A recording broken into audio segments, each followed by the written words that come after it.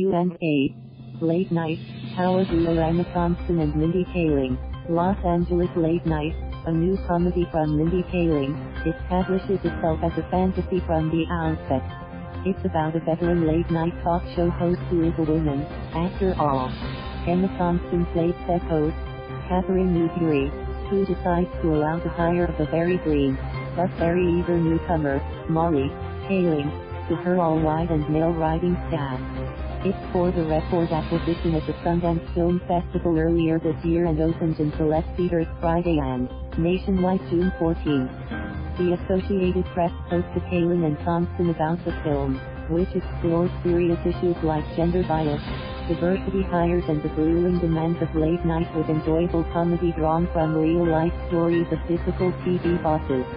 Remarks have been edited for clarity and brevity. AP, why did you choose the setting of late-night talk shows? Kaling, I've always been intrigued by late-night TV.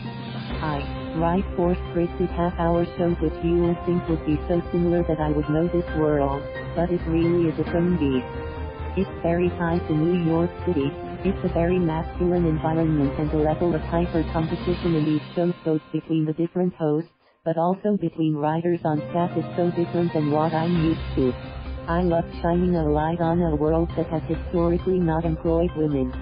It was very easy to research because almost all of my friends have been fired from a late-night talk show.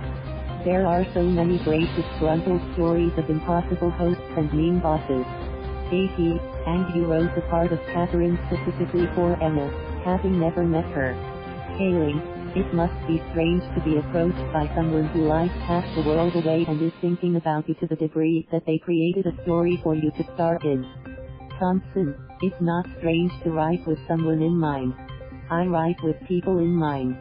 Kaling, but it is a bad idea to write when there is only one person who can play the part. That is the worst thing to do. I didn't even know. You could be in the throes of an acrimonious divorce. You could be an alcoholic. You could have been unable to leave England legally to ask for some drug-related reason. AP, is it difficult to believe when someone says that they've written something for you? Thompson, it doesn't happen very often. The only other times it's happened I've always been an elderly archaeologist or geography teacher or someone developing dementia or Alzheimer's or someone whose spouse has died horribly and I've got to deal with it. So interestingly, yes, this is the first time someone has said I wrote you something, and not only is it funny but also incredibly smart and irresistible.